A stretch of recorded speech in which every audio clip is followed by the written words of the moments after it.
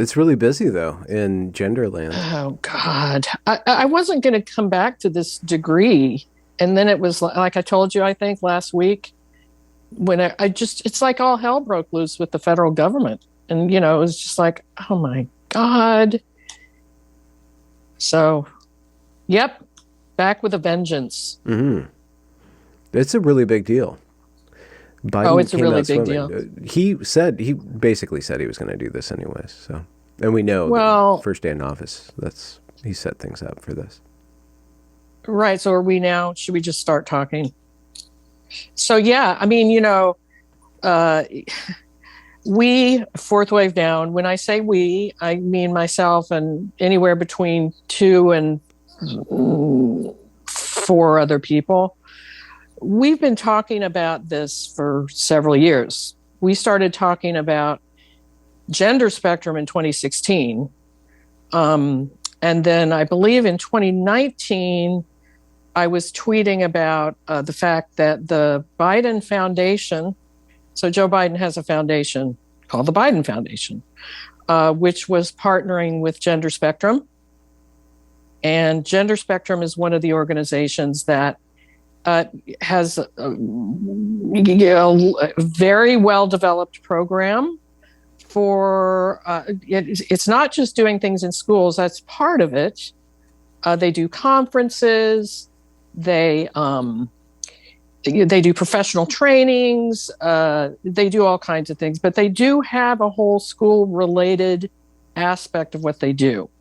And they advertise that they're available to bring people into the schools or to train teachers and so forth. So I don't know how long the partnership was going on, and I'm not aware at this very moment what the Biden Foundation is doing officially with Gender Spectrum or not, but they definitely have a relationship. And so, it's not... and one of the things that I just saw recently when I was doing some research for some of the kind of tweet storms that Fourth Wave Now has been putting out is the federal government links to Gender Spectrum on the HHS website.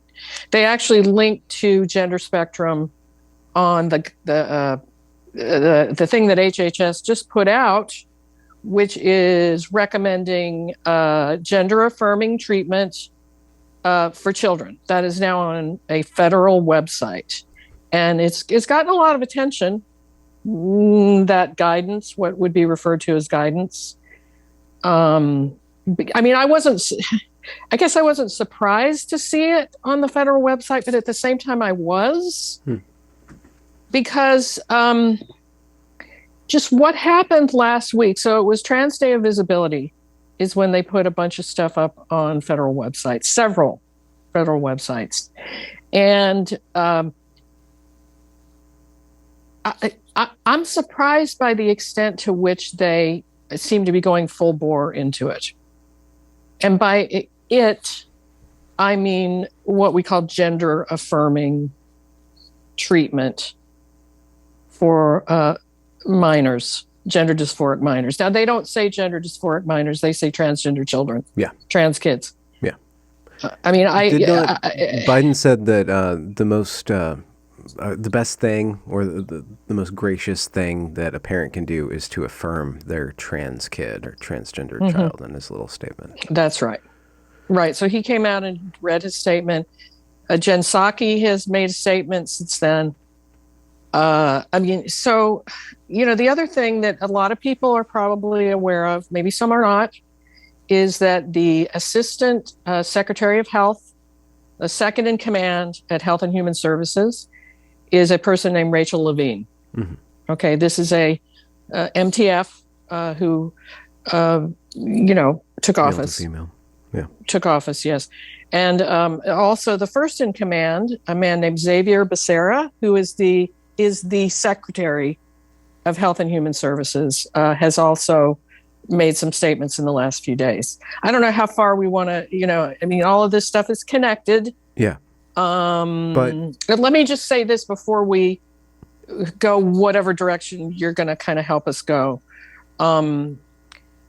I think what is getting a lot of attention, and it's across the political spectrum, and it's kind of exploding, is not only the fact that there's whatever you want to call it, I would call it gender indoctrination, taking place even at the earliest grades, but it is the deliberate deception of parents. Which, I mean, they don't advertise that. I mean, to be fair, organizations like Gender Spectrum, there's also something called Welcoming Schools, which is a part of the Human Rights Campaign, HRC. There's a couple other ones.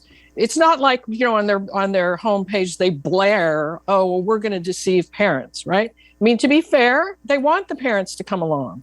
And if the parents are affirming, all good. Okay.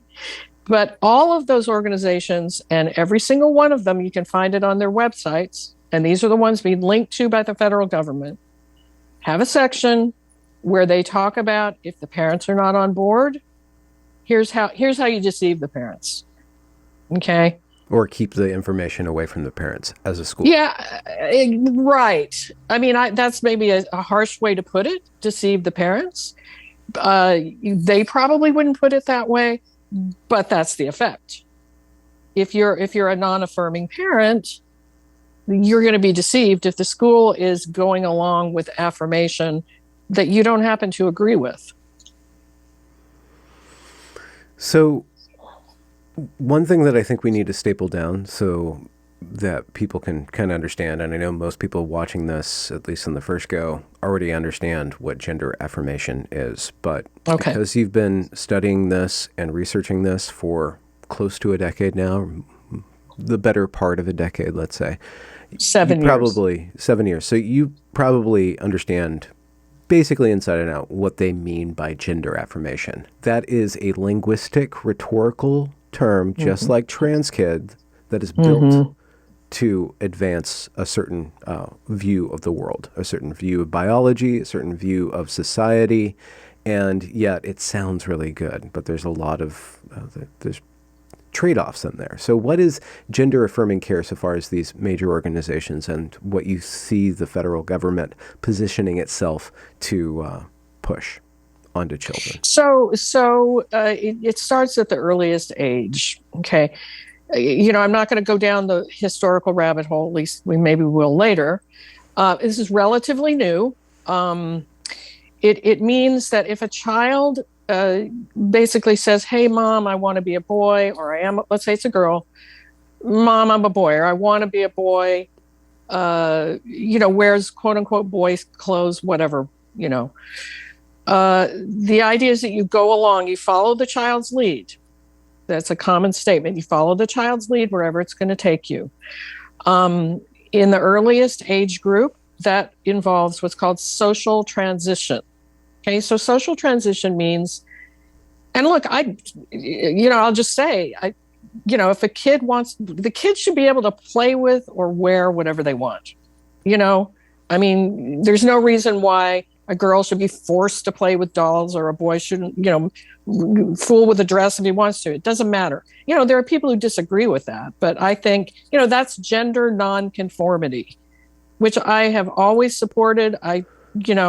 If there's so many rabbit holes to go down here, I'll try not to. Even beyond gender nonconformity, which would be tom girls and tomboys. I don't know if tom girls is the correct term, but there's also children 4, 5, 3. Yep. Pretend to be, I'm a dinosaur. I'm a soldier. I'm Pocahontas, right? Yeah. This is just part of the development of the human personality and the ego. Yes. And playing with categories. So in that realm of play and imagination, let's say at 5 when they get into kindergarten, that's beginning to be groomed towards thinking about gender as some sort of immutable characteristic. That you use that word that we'll have to have a little discussion about that word. We'll come back to that. That was a tongue-in-cheek, but I know, no, it's okay because I've been thinking about it and it's controversial right now. It is, but the teacher, well, the pedagogy is not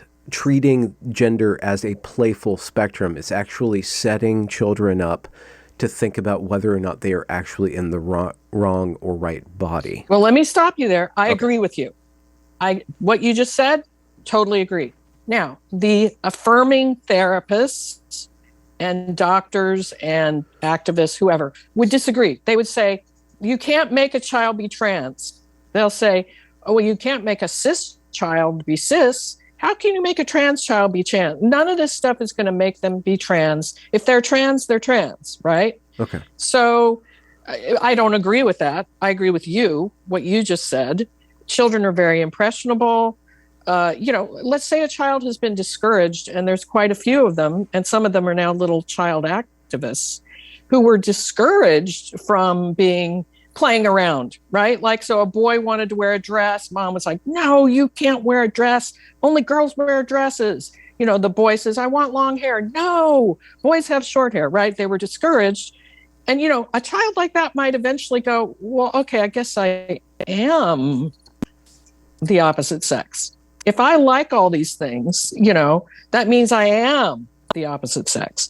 So anyway, just to continue a little bit with the social transition, where it's problematic. So this isn't problematic, letting Jimmy go to school in a dress or little Judy, be a tomboy and have short hair.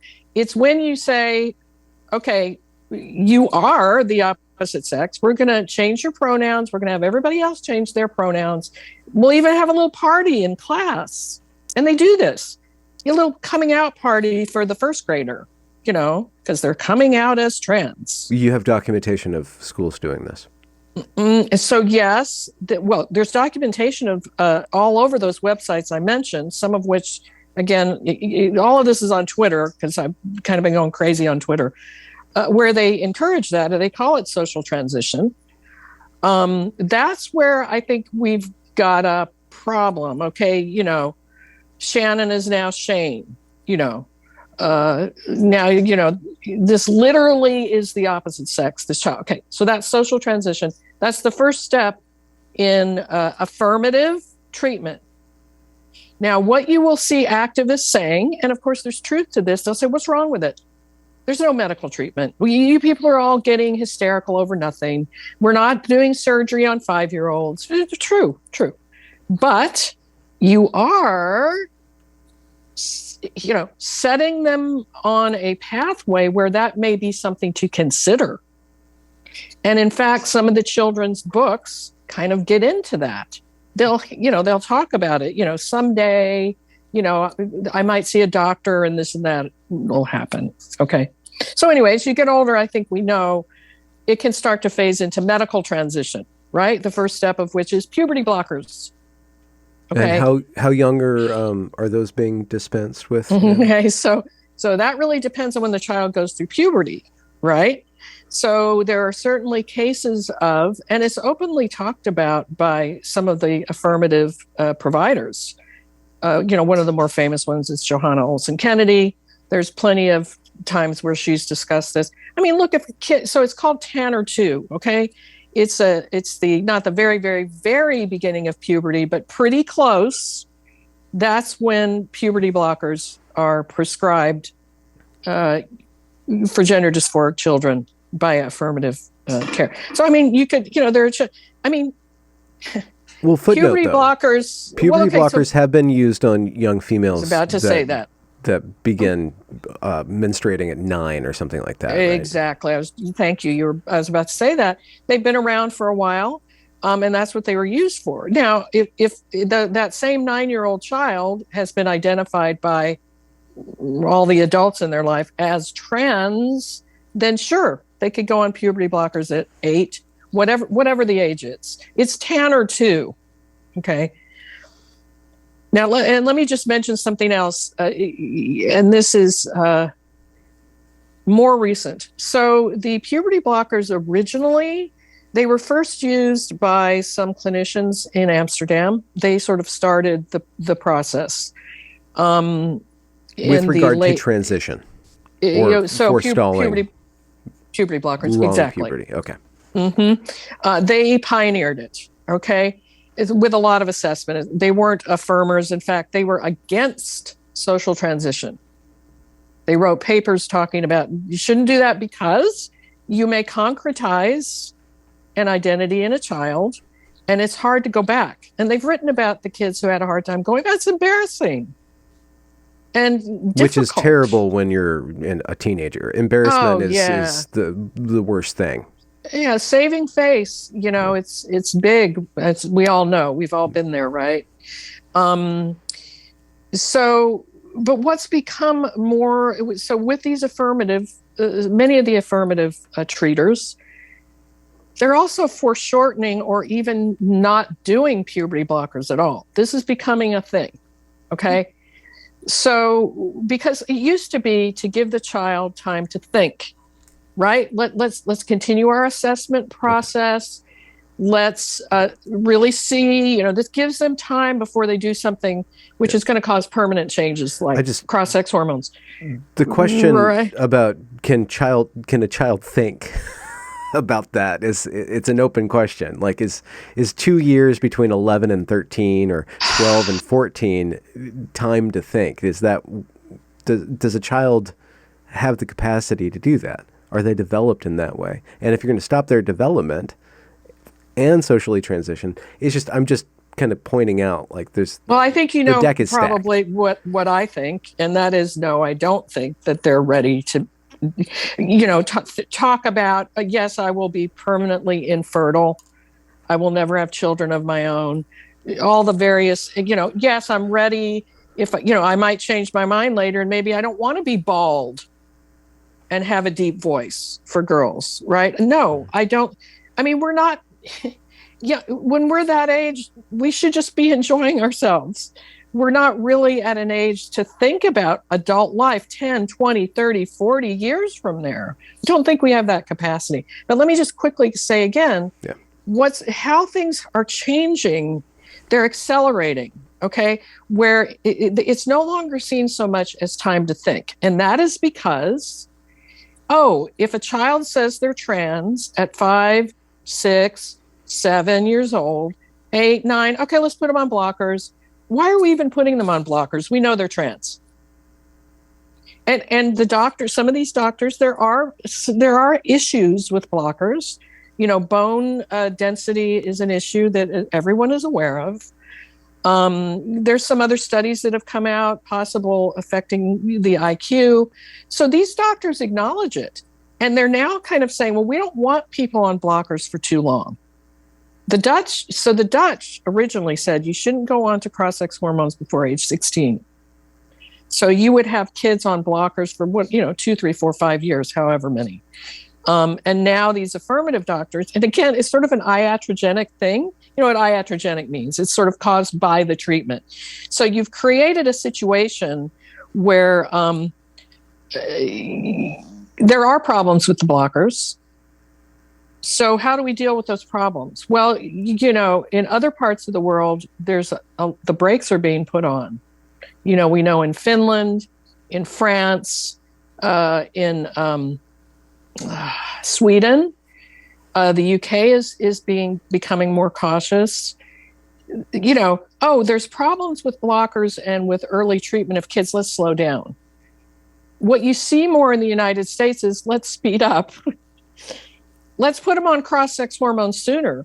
Here's the other reason they want to put them on cross-sex hormones sooner, not just because there's issues with puberty blockers as a drug, but so they can go through puberty with their peers, right? So you don't have a kid, let's say they're on blockers in 5th or 6th grade. So instead of having them be on blockers 2/3 of the way through high school where they're behind, because they would be, let's let them go through puberty with their peers. You see how it's internally consistent. Well, yeah, and it's all embodied in the meaning of gender affirmation. If we are gender affirming, absolutely, then why would you pause? Why would you not even be skeptical, but why would you even pause puberty? There's nothing to think about, right? There's nothing to think about. They've known they were trans since they were 2, 3, 4 years old, and this is commonly said now. We have a mole in a parent group of affirming parents. I mean, you wouldn't even believe how many of them have little young children.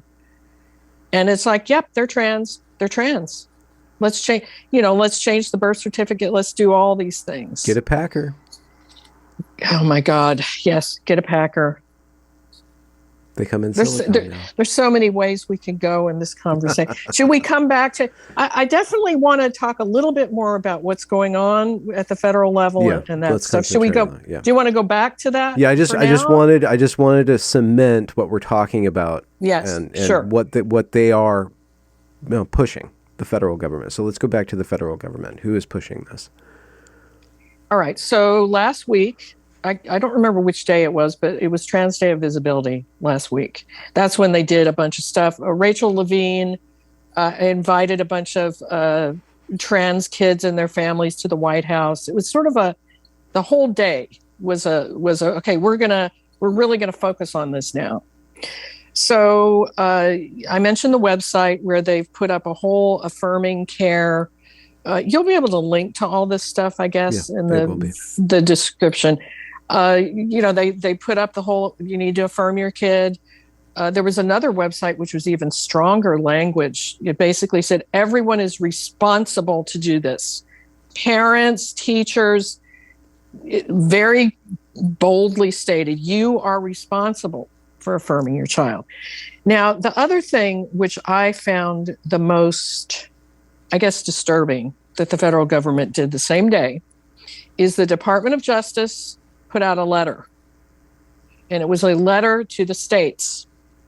And bookmark this. We're going to touch on the law in Florida because it's all about the law in Florida and some other ones. And they basically warned the states that the language was that if you have a trans youth or minor, I believe they said the word minor, who is seeking affirmative care, if you do not do that, if you stop that in some way, it may be unconstitutional discrimination. Okay, I'm going to have to talk to Candace or another lawyer about this, but are children's rights enshrined in the Constitution? So isn't that an interesting question? And yes, I believe that I interacted with her on Twitter. She's wonderful, as you know. People should follow her. Candace with an I, Candace Jackson. Yeah. She used to actually work at the federal level in the Department of Education and I believe Department of Labor. I don't know. Anyway, this is a big question. Well, of course, everyone has some rights. I mean, children have the right not to be abused, right? I mean, but is it against their constitutional rights if their parent? So this was really aimed at doctors. Obviously, it's aimed at politicians. The Justice Department letter basically warning them, hey, if you get a patient, and hey, you legislatures in those states that are, trying to pass restrictive laws, you better not do that because you are violating their civil rights. Yeah, I'd love to have Candace, address that, if you get her on again, because it is,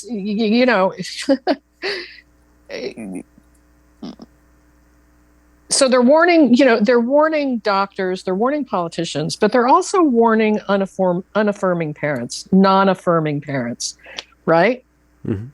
I mean, what does it mean if you go to the doctor with your child and you say, look, my daughter thinks she's a boy. I don't. Here's the reasons I don't think so and why I think we should, not go forward with this.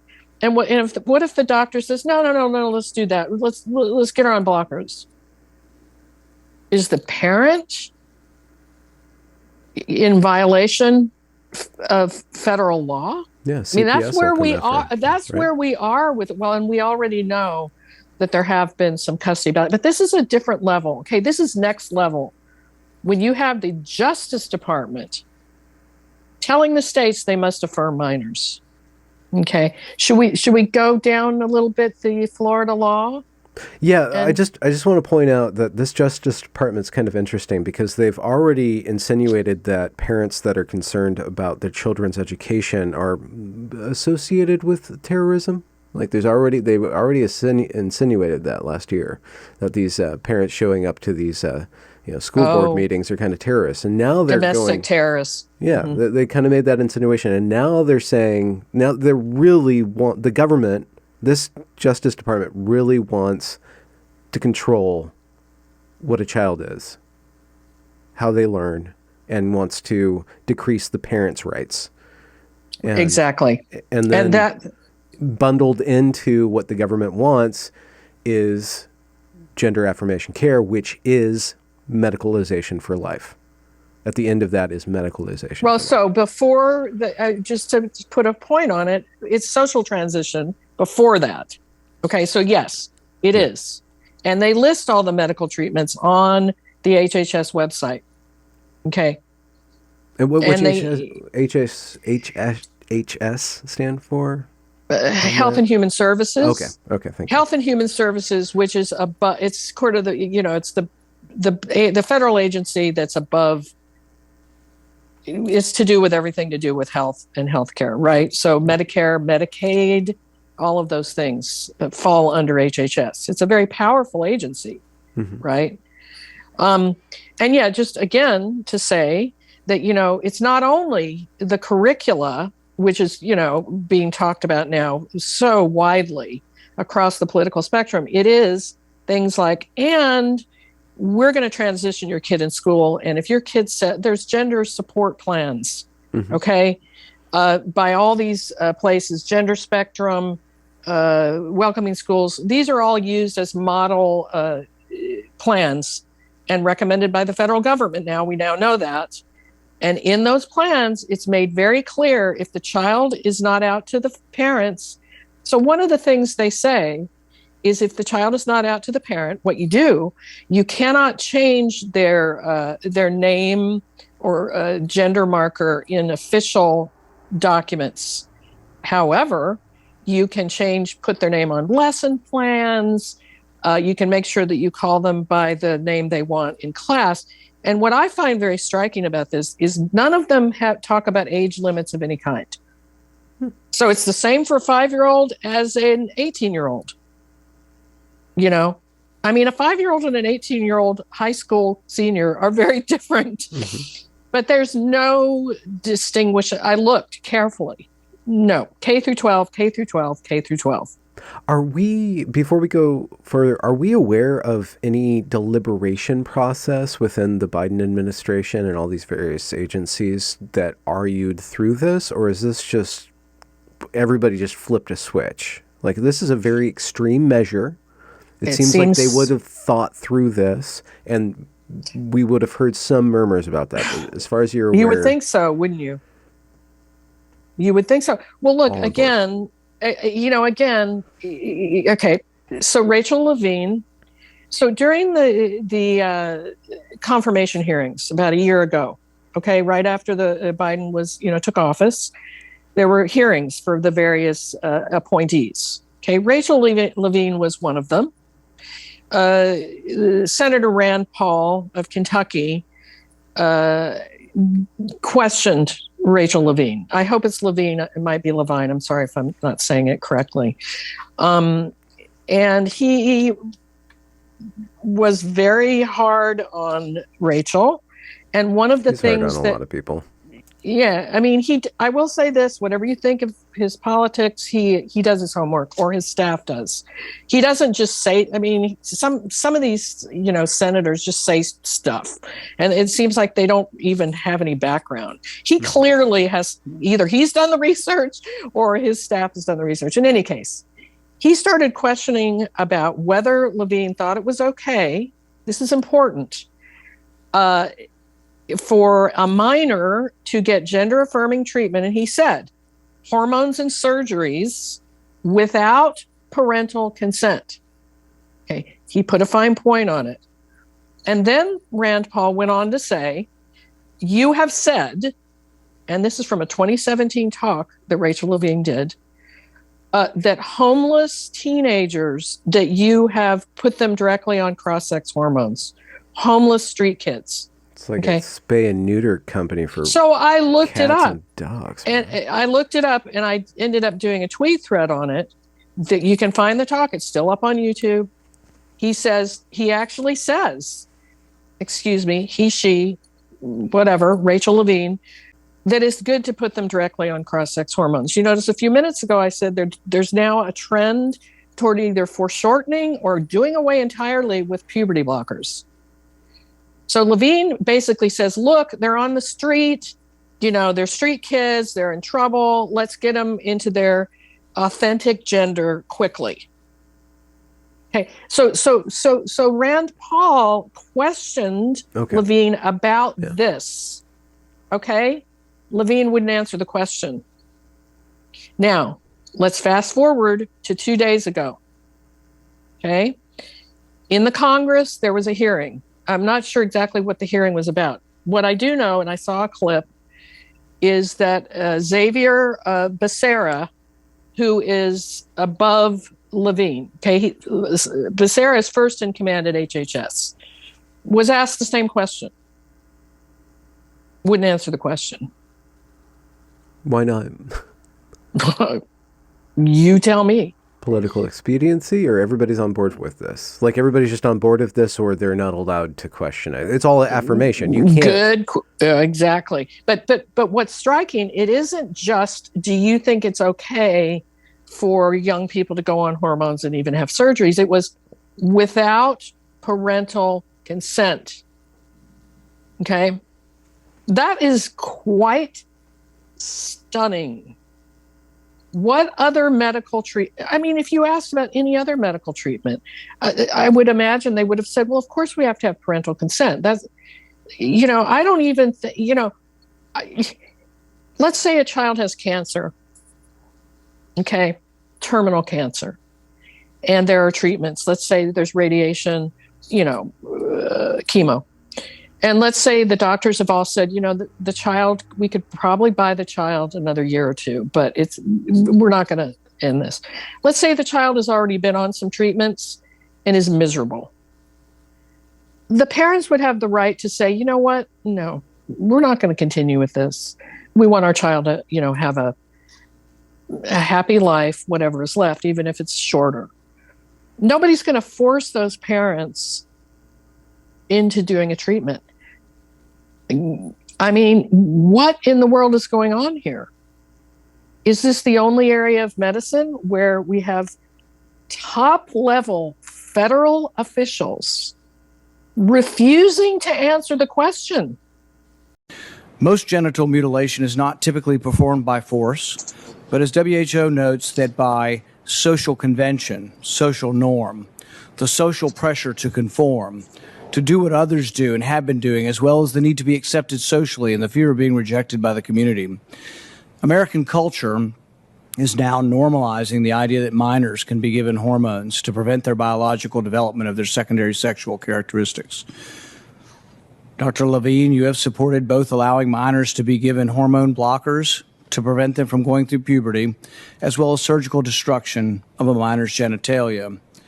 Dr. Levine, do you believe that minors are capable of making such a life-changing decision as changing one's sex? Well, Senator, thank you for your interest in this question. Transgender medicine is a very complex and nuanced field with robust research and standards of care that have been developed. And if I am fortunate enough to be confirmed as the Assistant Secretary of Health, I would look forward to working with you and your office and coming to your office and discussing the particulars of the standards of care for transgender medicine. I'm alarmed that poor kids with no parents who are homeless and distraught, you would just go through this and allow that to happen to a minor. I would certainly be pleased to come to your office and talk with you and your staff about the standards of care and the complexity of this field. He wouldn't answer the question. So what does that say? What to me, it's saying, yeah, maybe I think it's okay. At the very least, it's maybe. Yeah. Because otherwise you would just say, well, no, of course not. We have to have parental consent. This is alarming stuff. Well, even if even if I guess it's controversial, it's showing their hand for them to say anything other than no comment or dodge the question. But even if they say there are certain circumstances, such as abusive relationships or abusive home life, where we can carefully navigate that question, but on a case-to-case basis, it should be a case-to-case basis. But even if they said, why wouldn't they even just say that? And just say, isn't that a great question that you just asked? And so, I mean, okay, so reasoning that through, I think that Levine, and look, another person who has said that, talked about putting homeless kids on hormones is Johanna Olsen Kennedy at LA Children's Hospital. And same thing. And she has said, okay, these are street kids. Some of them are doing sex work, kids. You know, they're on drugs, this, that, the other thing. We have to do this. That's my question with that is, who is giving consent if they're living on the street?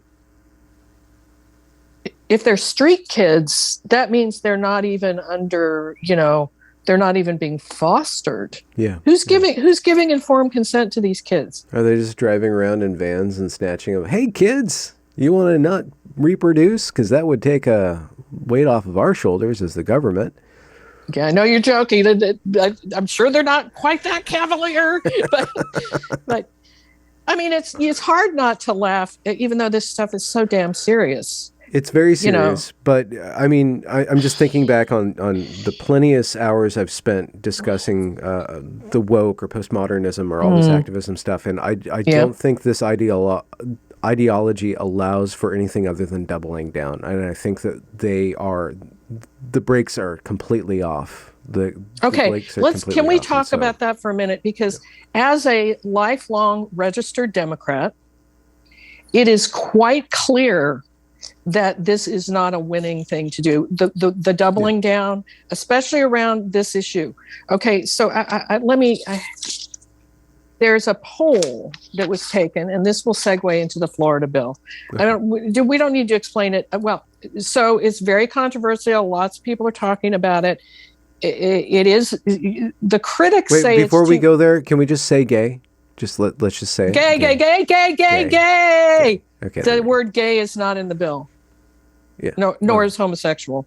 So the bill, it has vague language, and some of the critics have a point, which is that it could have a chilling effect. If you're a gay teacher, you see that it says, I mean, the core of it says you cannot do, the wording is classroom instruction in sexual orientation or gender identity in grades K through 3.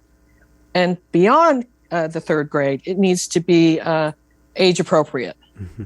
Okay. So I don't think coming into school, if you're a gay teacher and you're like, oh, my husband and I had a great weekend, that's not classroom instruction in sexual orientation. I think if somebody tried to fire that teacher, I said this on Twitter, they'd have a good case for a lawsuit, the teacher would, because that ain't classroom instruction. Having said that, I understand when people say, hang on, this is going to be a chilling effect. Okay. So why is this happening now, though? We've had gay teachers. There's plenty of kids with 2 moms and 2 dads for years. Yeah, I don't think Florida's known as a homophobic state, right? Maybe. Right. So the Obergefell decision, which was a Supreme Court decision in 2015, that's when gay marriage, same-sex marriage, marriage equality became essentially the law of the land. They said that any state laws saying it was illegal were unconstitutional. 2015, okay? Seems like forever ago that happened, right?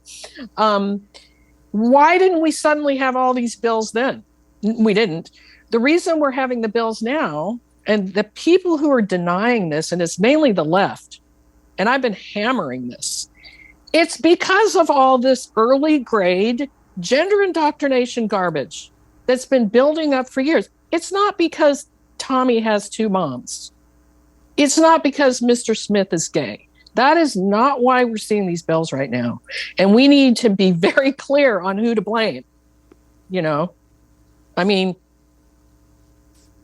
so let me just say this in connection to that. So one of the things I did is I looked and I found a poll, okay?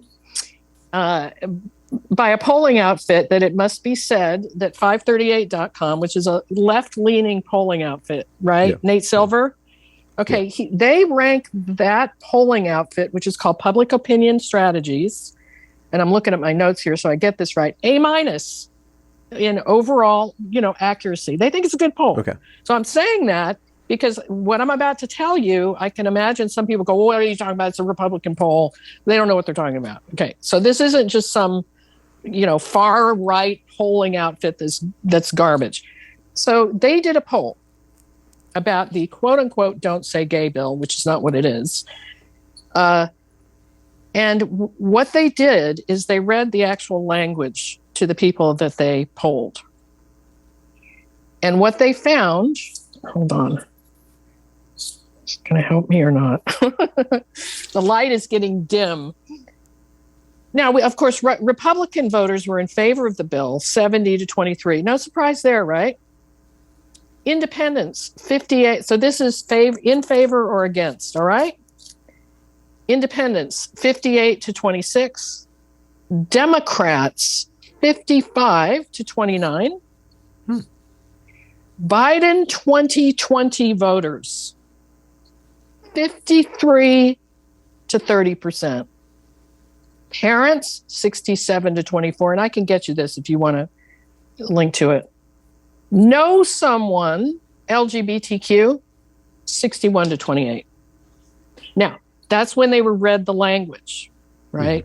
Mm-hmm. Now, what's really interesting is that I've seen so many gay and lesbian people saying, yeah, I don't have a problem with this. Now, some do. Look, it's a controversial thing, right? But there's a reason why this is happening, and it's because of organizations like Gender Spectrum. It's because organizations like the Human Rights Campaign, okay? So many of these, so many of these organizations used to be about civil rights for gay and lesbian people, right? Yeah. Same-sex marriage, no employment discrimination, that kind of thing. They pivoted after Obergefell. Okay, that's the Supreme Court decision legalizing gay marriage, right? Yeah. They pivoted to trans issues, and not just trans issues, little kids. I mean, this is not a winning issue for the Democrats to double down on. So you said a few minutes ago, you said there's nothing they can do except double down. There's that's just what happens. In the face of polling like this, why are they doing it? Yeah. Do you have a theory? Because I don't understand. I don't understand either. One is if you just imagine the moral climate behind the scenes of, we're not going to answer these questions. This is what we're going to do. So it doesn't seem like anybody's discussing this, because encapsulated in the phrase trans kid and gender affirmation care is that there are no questions. We believe the children. And so, and we know their track record with other forms of science too, right? So there's no discussion there. Even if they're going to lose elections, because that's what I'm talking about. They're going to lose. Okay, so Virginia, maybe not everyone knows what happened in Virginia, right? In last November. So this was a big upset. Yeah. Right. White women ruined the day. Soccer moms, right? Suburban soccer moms. But I mean, so Terry Mcauliffe, who used to be the head of the DNC, I think, he was supposed to win in a walk, just win in a walk, right? Glenn Youngkin, right, won. And it was by a pretty good margin. And a lot of Virginia parents had been going to those school board meetings, being called domestic terrorists, all of that stuff. And it's like, okay, that's a bellwether what happened in Virginia. Do they think it can't happen in other states? Do they think that it won't happen in the midterms? I mean, what in the world is going on here? Either they're not communicating amongst themselves, or there's some sort of cognitive dissonance, like Chernobyl's going on, right? Where nobody's allowed to speak the truth, or they think that they can create an outcome in the election that defies all polling data. Well, good luck with that, because they pissed off parents big time. I mean, you're not a parent, but I think you get it. When you start doing things that makes parents feel like you're getting between them and their kids, they don't understand this sleeping tiger they're waking up. And we're seeing it now. I mean, and again, it's across the spectrum. I mean, if people don't realize that, lifelong Democrats like me and other parents aren't having an issue with this, I don't understand. These political operatives are paid a lot of money to know what's going on and to win elections. Mm-hmm. I don't know. There's got to be some sort of calculus. They've had to have reasoned through this. Either they know that they can instigate another crisis right beforehand. Right? If people are going to tolerate $7 gas to save Ukraine, which doesn't make any sense, but that's what they're saying, so we're just going to eat it. It doesn't make sense. So we're going to have to see.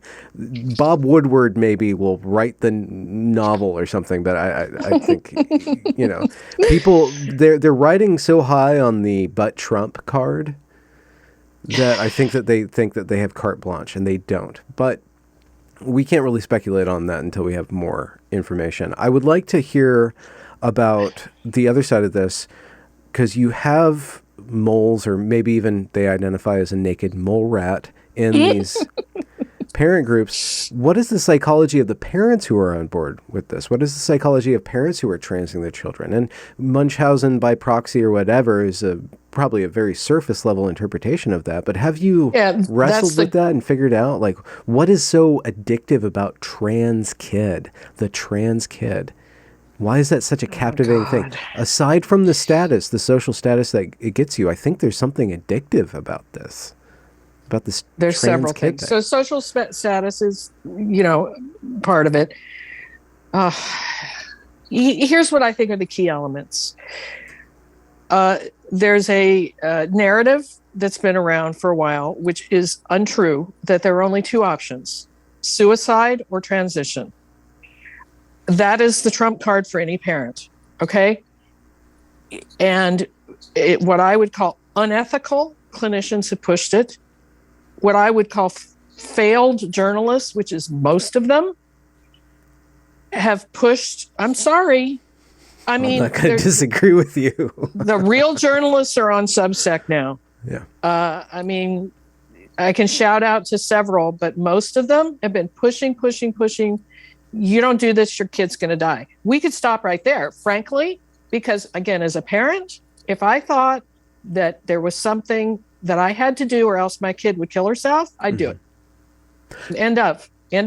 Okay, but that's just part of it. But I think it's really important. Okay. Yeah. Okay. The other thing. It's a very paranoid. But just pausing, going back to the federal government, that language doesn't seem to be around anymore on the policy level. Is it still affirm or it's die? There. Is it okay? So it's still there. It's not pushing that quite that it's more baldly stated. Okay. They will talk about. I mean, we know the rabbit holes we could go down with certain studies that have been ripped to shreds. Jack Turbin has done studies around this, which Jesse Singal tore to pieces. I mean, there's studies, and they're terrible, which seem to say, you better do this or your kid's going to off themselves. I do think some of that language, it's not that bald. They don't say transition your kid or they'll kill themselves. Now, Joel Baum of Gender Spectrum. So just a quick little tangent. I said we've been covering this for years. Mm-hmm. There was a conference in 2016. Joel Baum is now a senior, what does he call himself? Senior director of Gender Spectrum, one of these organizations doing the indoctrination in schools. We've got clips, and I actually sent them to you in an email from that conference. Mm-hmm. And he's very threatening. He says, you can want grandchildren, Mom, and you can, think that this isn't a good idea, but, they may make a decision later on. And, so I just lost my train of thought when I went on that tangent. Suicide or transition, number one. Okay. And in those forums, you see it, right? I mean, the sad thing is that a lot of their kids, some of them become suicidal. I don't want to go too far into this, There's more options than suicide or transition. There's also more than one way to support your kid. Okay? I mean, I supported my Affirmation daughter. and support are two different things. But they want to make it seem like it's the same. I'm glad you said that, because the federal government seems to be saying that now, right? We know all these organizations do. Some of these affirming doctors do, right? I mean, my daughter, we had a hard time when she wanted to transition, but I did love and support her in every way as far as doing whatever she wanted to do, wear what you want, cut your hair, I'll pay for all of it. But I didn't affirm, and there is a distinction there. And family support is important when somebody's suicidal. I mean, we all know that, right? So that's number one, suicide or transition. But the other thing that's going on with these parents is the internet. It's the kind of social contagion that, Helena Kirshner talks about, has so brilliantly written about. The parents are also in a social contagion. There's all these forums. So the main one we have somebody in has 8,000 members. It's the oldest one. It has Jazz Jennings' mother in it. It has Debbie Jackson, the mother of a child who was on the cover of National Geographic at age 9 and the star of an HBO special. We got sort of big name people, but for the most part, it's a bunch of ordinary parents. They all feed on each other. And they push out anybody who questions or betrays. Oh, narrative, yes. Right? They'll accept a little bit of questioning. Okay. But not a lot. Like, I understand this is hard for you, but the minute somebody starts saying, I don't know, I don't know that this is such a great idea. I don't know if, a 4-year-old girl should wear a Packer,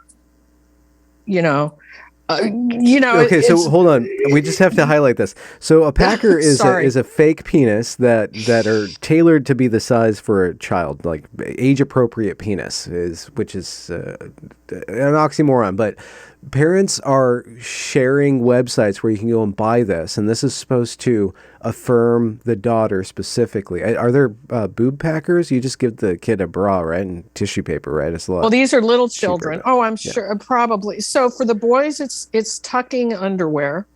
So they are actually mashing little boys' genitals to affirm their gender identity. And these are parents doing this, and they're coaching each other on doing this. So one of the hallmarks, I believe, of Fourth Wave Now that I'm very proud of is that we, quote unquote, always bring the receipts. Okay. Yeah. So, you see people all the time just say stuff and with no substantiation at all. I always try, the small group of us who work together on all this, we always find links. We make sure that we substantiate everything we say. So on the Packers and the Tuckers, tucking underwear, I guess you don't call them Tuckers. Tucker underwear. I don't know. There's that fun. I don't know. So they're all talking about it. This is real. I've had journalists who have gone into those groups. I'm not going to say who they are, but there are journalists who the mole gave permission and they've said, yeah, this is true. I've had people say, oh, come on, you're just highlighting something hardly anybody does. Okay. I wouldn't say it's probably the majority, but how come there's companies that are thriving who are selling this crap? There's Etsy people. There's you can get them like in like woven crocheted packers or silicone. I know packers. Those are the real crafty ones. Well, the silicone ones. So those are primarily made by organizations or I don't know manufacturers who also make sex toys and stuff. Adult dildos and all those things. They exist. They have websites. You can go look it up yourself. Yeah. It's how many people are doing it? Okay, enough parents are doing it that they're selling them. I mean, this is just right. And to go back to how we launched off on this particular tangent, the parents who question that are berated for questioning parents who are doing that. Right? So parents saying, "I don't think that's a good idea," are getting kicked out here's the kind of response you'll get. They will get. They'll say, "Oh, come on, you're being." They'll get offended and they'll say, "It's not a sex toy. This is not anything to do with sex." It is This is a to do literal with sex toy. It's a sex But it's toy. I mean, not- it's not. so- It's not for orgasm, but it's a sex. It's genitals, and it's basically a toy. It's a little plastic penis that you put in your pants. Peter Pepper packed a pipe of pickled peckers. Packers. It's hard not to laugh. It really is. I mean, I cannot get my head around a parent who would put a silicone penis in their 4-year-old daughter's underwear, because they make them for little kids. Yeah. But this is something that's existing, and this is normalized within these parent groups. You just wouldn't believe it. You, honestly, you would not believe. Okay. And back to people. So it isn't just that they don't like when people push back. People get kicked out of the group sometimes for any kind of questioning. So I think historians, it's going to be, I don't know how long it's going to take to talk about what the internet has done to humanity, but I mean, it's changed everything, and these parents are experiencing social contagion too. Now, you can laugh at these parents, but honestly, without the affirming physicians and psychologists, this would not be happening. If you had a psychologist and doctors saying, Mrs. Smith, this is not a good idea. I don't think you should be buying Packers and tucking underwear for your little children. It wouldn't be happening. But I'm telling you, having seen a lot of these posts, they're talking to the clinicians about it. I doubt that they're hiding it. So what's wrong with the clinicians? A lot of them, they think they're doing God's work. And this kind of circles back. But this kind of circles back to what you said a few minutes ago, when we're struggling with why is this happening? How can, Democratic operatives making 6 figures think this is a good idea to go with this? There's something about the human mind where if you feel righteous, right? There's even a book written called The Righteous Mind. I forget who wrote this book. Jonathan Haidt. That's right. It's one that's on my list that I keep not getting to reading. If you have a righteous mind, I guess. And look, I understand these doctors. They think that they're saving these trans kids. They're hurting a lot of pre-gay kids, and actually older kids who actually are gay, post-pubertal. They seem to think that's okay collateral damage. Mm-hmm, mm-hmm, mm-hmm. I mean, and that's a whole other rabbit hole. Mm-hmm. What's been done to gay and lesbian people because of the fusing on, not just of the T, but with all this child stuff, which is making people go, this is the gay agenda. We told you if you did gay marriage that you were going to get our kids. The gay rights movement, other than it wasn't, they were kicked out. Organizations like the Man Love Boy Association, and they were kicked out of the movement because gay people didn't want those people in there.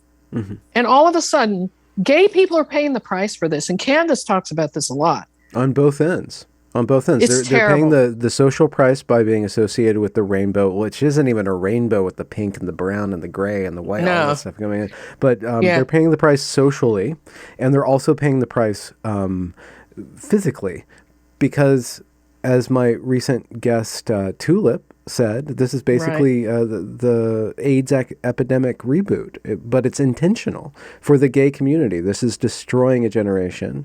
This is tearing apart the bodies of homosexuals. And I do have to do the caveat. It's not just, Helena is not gay. There are a lot of straight, specifically women, that are getting swept up. So I want to say something about the straight women. So back to the Dutch.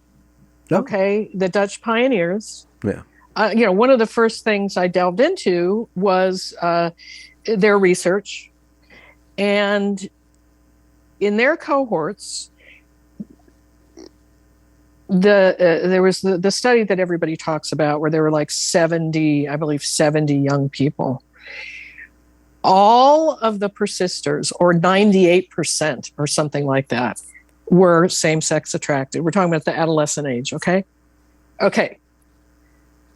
The desisters were straight.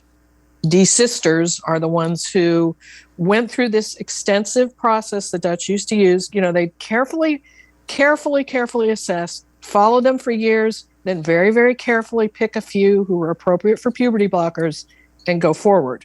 I mean, I still have some issues with how the Dutch did things, but they weren't, affirm, right? Mm-hmm. So isn't that interesting? We have all these straight girls now, right, who would have been desisters under the slower process. Most of them would have been, maybe not all, most of them. All of a sudden, there's so many heterosexual girls doing this, right? Mm-hmm. Back to the internet, right? Back to anime, back to all the various things that are happening on the internet, right? You just cannot. I just think people need to talk about this. And then more. on the other side is the autogynephilic male. And there's a whole question about that, and then the way that they're treated online. I think it's more really interesting, and then the pornography, all that stuff. It's like, I think that it's more complicated. I think it's more complicated than what Blanchard originally said before the internet. I think we've added a whole dimension. Now, of course, the other thing we've added is it is not cool to be a straight, white, cis person. Well, no, period. It's not even not cool. It's like you are the brunt of everybody's ire. Everybody can make fun of you constantly. Yeah, you're at the bottom of the oppression hierarchy, or the top, whatever. Yeah. The straight girl thing is really. I mean, it's just as much of a problem, obviously, with lesbians because, like you said, it's conversion therapy for lesbians. But the straight girls, it's like what? Anyway, they should have been desisters. They were. Yeah. In the old days. Yeah. So we have a stack of cards. We got the federal government. We got the medical industrial complex. We'll see if the federal government can get away with another election and continue on this path. I don't know how they'll do it, but maybe they have something up their sleeve. Everything's going to be mail-in voting and Bitcoin. You're just going to have to vote with your Bitcoin now, and they can regulate that. I don't know. I'm just saying, like, the only reason that they would go this far on a losing issue is if there's the broke down communication, like because of righteous mind or fear or something like that, or they think that they can maintain power. I don't know. So there's that. The medical industry, we've been talking about that, and I guess the only way to solve that would be lawsuits or more stories, such as what I've produced and what you've been bringing out of the detransitioners and the desisters. But I think that most people understand that this is common sense. This is a violation of common sense. So much of this is a violation of common sense. It's dressed up in progressive, nice-ish language. But if you actually look at it and you withstand the slings and arrows of 1,000 people calling you a phobe or a bigot, it's all out there. And they can't but double down, like women in sports. Like they can't but double down on this stuff. Yeah, right. Even though, and of course we all know the Leah Thomas thing has brought all of that forward in a way that it wasn't before. And yet, don't give an inch. Yeah. I don't know how long it can last, but we have to keep on getting angry. I don't know. So mental health wise, you've been doing this for 7 years. How have you dealt with like all this information, How do you ground yourself while you're thinking through this and not like just succumb to dread or conspiracy theories or anything like that? Well, I do sometimes. How can you not? All of the above. Yeah. Let me just say this. I'm one of the lucky ones. My daughter desisted because of the horse farm. Yeah. You sent your daughter to the horse farm. I didn't send her. Okay. They like to say that it was somehow, in the dead of night, I loaded her into a truck and forced her to go to a horse farm. To the horsey gulag. Or as she said, the transphobic horses, right? She wanted to go. I'm lucky that way too. She wanted to go. It was something she wanted to do. So, getting out of her environment and that whole story. So I'm lucky that way. And so I don't have the ongoing stress of worrying about her and her health and like that. So I'm lucky that way. I don't know if you've had another parent who's been through this on a video, but not many people can do it. Yeah, not many people can show their face, and a lot And of people have to hide. And it's part of why I finally decided to do it, because I feel like I can, and on some level I feel that I should. And also Kiara's totally supportive of this. I said, I'm going to do a Benjamin Boyce episode. So she says, oh, great. Say hi to him. But, even some, often what happens with the sisters is that they're done with it. And she kind of is. They go through this whole thing. It's like, I'm done with this. I'm moving on with life. That was a chapter and I don't want it anymore. There's a few people, and I mean, Helena stands out as someone who is still with it. Sinead, and is a force to be reckoned with. Sinead, Carol, incredible work they're doing. I so appreciate what they're doing. And they're the ones who really have to do it, because parents are just parents, whether you're right or wrong, So I don't have that a kind of stress around it that I used to when I first started, right? Are you asking what do I do to take care of my mental health when I do? Lots and lots of hiking. I'm a big hiker. I have a dog that I hike 6-7 miles with. I travel when I can. Just time with friends, real basic stuff. I bring it up because anti-active, I mean, you're battling activists, therefore you are an activist, and I think activism drives people crazy, and we see this with the GC movement going off the rails. We don't have to get into that, but like people get completely dysregulated because of the righteous mind thing, and because of the dopamine that's involved in this work, and also you're fighting, and people stop becoming human in a way. They stop being alive. They get completely swept up in this. And you've been doing, and I asked that because you've been doing 7 years of incredibly deep work. Off and on. I mean, right now it's an intense period again. It's not as constant. There hasn't been an update to the website in a while, but we're going to. What you said about, it's so important not to dehumanize other people. I mean, there are people, some of these activists and some of the crazy shit that's going on. Yeah, I feel super angry, but I feel that's a really important aspect of it. When you talk about some of the going off the rails, I think when you start to dehumanize your political or your whatever adversary, it can go down a very dark road, and it's toxic to you. I think that's maybe part of what you're pointing to. If you hate what you consider to be the other side, it hurts you just as much as who you hate. Mm-hmm. And I'm not trying to be Pollyanna. Nobody would ever call me a Pollyanna. No one. But, people still are human. And I sort of feel like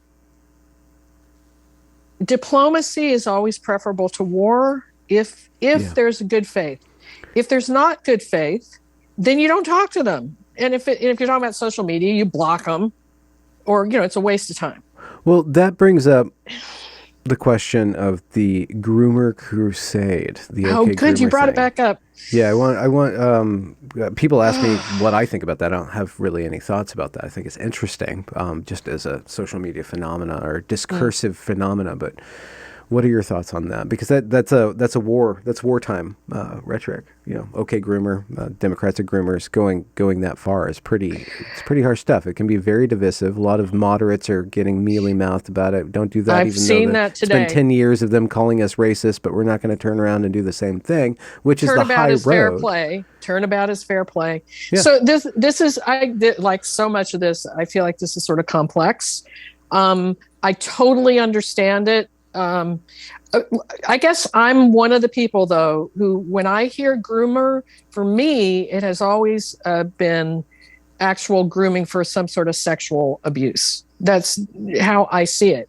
Yeah. Now, I understand how it's being used broadly, and I get it, why they're doing it. I kind of don't know what I think, if it's a good idea or not. Look, I don't think that the gender spectrum people and all the people bringing in all this crazy gender indoctrination into kindergarten, for heaven's sakes, I don't think the majority of those people want to sexually abuse those children, which is what grooming, let me just finish. Okay. Grooming, I think for most people, that's what it kind of means. Now, I understand the broader definition. You're grooming them into an ideology. You're grooming them into destabilization, dysphoria. Like you're grooming this idea that you are the ruler of your body and that the medical industrial complex can save you or implement your will onto God's creation. Or something and like I totally understand that. I'm kind of on the fence about it. I think there's a hazard to doing it because it also falls into the old trope that, gay people are pedophiles. Yeah. Which is why for a long time, before Obergefell and even, it wasn't just Obergefell that changed that.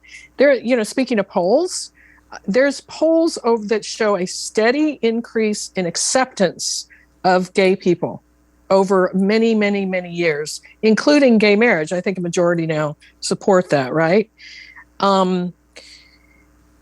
Now, things are changing now, because of all this crazy trans kid stuff, in women's sports and all those things.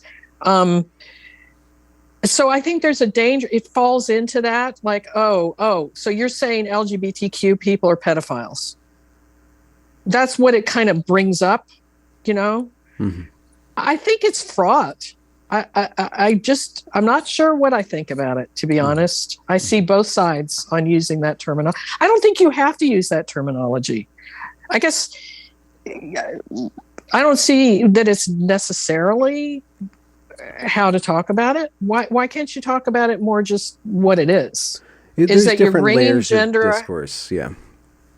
I think you're I prefer indoctrination. Indoctrination. Okay? I think that these gender, whatever you want to call them, trying to get this into all the little kids and everything, they're indoctrinating them. That doesn't carry that sexual abuse connotation. Yeah. But I'm not going to yell and scream and say, "Oh my God, don't ever say groomer." You know what I mean? I'm not going to do that. There's a little anecdote. Personal anecdote, well, semi-personal. It was just a funny thing that happened. One lady, Mom Folding Laundry on Twitter, who I've followed. I saw that today. She's been really upset about the groomer thing because she wants the definition of groomer to be specifically about sexual grooming. Molestation. And there's an importance to that. And molestation. And then she said that she unfollowed every man except Benjamin Boyce because she's pretty sure that he's not a rapist. Oh, I didn't see that. Today I saw her saying she was dropping all these other people. Yeah. You're special, Benjamin. I'm special. See, this is if you spend 45 years not raping women, eventually it pays off. Eventually it pays off. I just had to say that. I like Mom Folding Laundry. Me too. I saw all of that.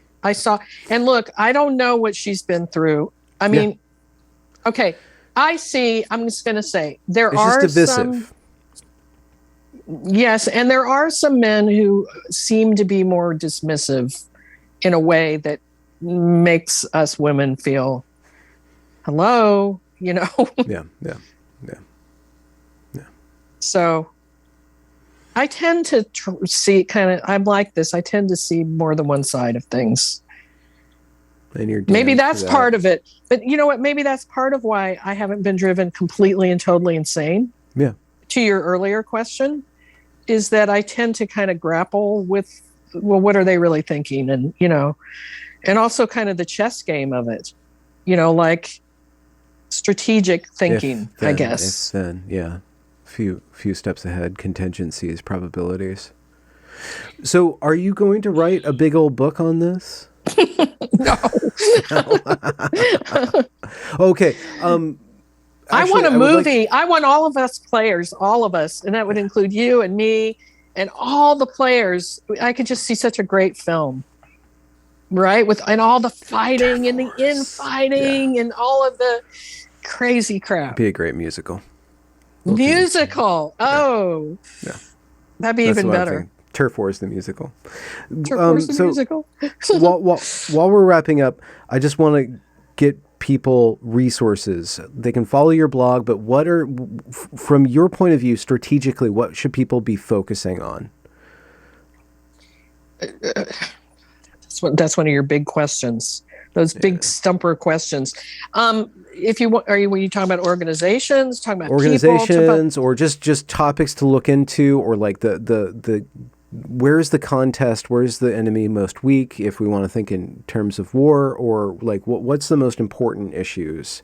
Well, okay. I think, again, what's happening right now, I think looking into what all of these organizations, most of which, so Gender Spectrum is an organization that came out of the gender stuff, but many of them, like HRC, which has Welcoming Schools, GLAD, spelled with 2 A's, right? There's something called GLSEN, GLSEN. That's also, I know, it's not GLSEN, it's GLSEN. That's linked on, so next week there is a federal webinar on supporting transgender and non-binary children. And they link to this model program that the GLSEN website has. Now that webinar is run by the CDC, Centers for Disease Control, and the Department of Education. Do these Benjamin, agencies this need is going any more questions about Right. But also it's like it's across these federal agencies. It's not just concentrated at HHS. It's like it's across the federal executive branch. So, okay, I'm really focused on this right now. So you're asking for advice. Yeah, take a look. What's going on at the federal level? What's going on? And look, people are ranting and raving about what's going on in the schools. I mean, one of the things, people talk about libs of TikTok. Okay, I have mixed feelings about it. She's doing stuff nobody else is doing. And it's easy to kind of look at it and go, oh my God, look at them. They're crazy, right? Well, some of them, look, if you're on TikTok talking about this stuff, you're an exhibitionist. And maybe they are a little further out to field. But what I keep trying to say is this isn't just, exhibitionists on TikTok. This is, right? So, yeah, follow my Twitter. How about that? Gen Spect, I think, is doing really good work. And I want to put in a plug for them because they're doing something. We thought about forming an organization a number of years ago, and we were like, we just can't do it. We just can't. Gen Spect is largely doing what I would have done. It's not just parents, it's professionals, right? It's therapists, it's clinicians, it's researchers, but it's also detransitioners and trans people who don't deny biological reality. And Gen Spect is there for parental support and family support. Yeah, it's interesting to me, though, because yes, it is. And that's what they call themselves. But when you look at who they've brought in to their tent, again, trans people, detrans, professionals, to me, it feels like bigger than that. It's obviously it's for parents, but it's more than that. I mean, I like what they're doing. I think it's really important. And I think people should take a look. LGB Alliance, they've caught a lot of crap. I think they're doing great work. The Gender Dysphoria Alliance. And, I've said this, the detransitioners, I think detransitioners and desisters they're the key because they are the people who experienced it. And to the extent or not that they felt harmed, they are the ones who have standing, to use a legal term, to really be talking about this. There's a weakness in parents only talking about it because it's the parent's point of view, which is, it's, I'm the last one to say parents are doing it wrong. Yeah. But it is just their point of view, right? In a court of law, they wouldn't have standing. So I think there's so many great detransitioners out there. You've interviewed most of them, I think. Of course, you've missed some who aren't really public figures, but my God, how many have you interviewed now? I think it's repeated. The playlist is 30 or 40 videos, maybe 50. I'd have to look at it, but there are a lot of repeat guests. Subscribe to Benjamin Boyce's YouTube. Yeah, like and subscribe. Follow Benjamin Boyce on Twitter. .com. Well, Colin Wright, such good stuff, right? He's a biologist who got canceled for talking about this. It's funny how the people who got canceled are getting more and more attention, though, isn't it? The Streisand Effect, it's called, I believe. Yeah. You know what the Streisand Effect is, right? Oh, yeah. There's a beach house and something. Don't talk about it. Don't talk about it. Yeah. Don't take pictures Delete of it. So. Yeah. Well, you were one of the first, and you're not the kind of person to say, those annoying things like, I was here before everybody else was here, and now they're finally catching up. But you were doing the work. You've been doing capital T, capital W, the work. And look, I will admit that there are times when I wouldn't mind a little more acknowledgement.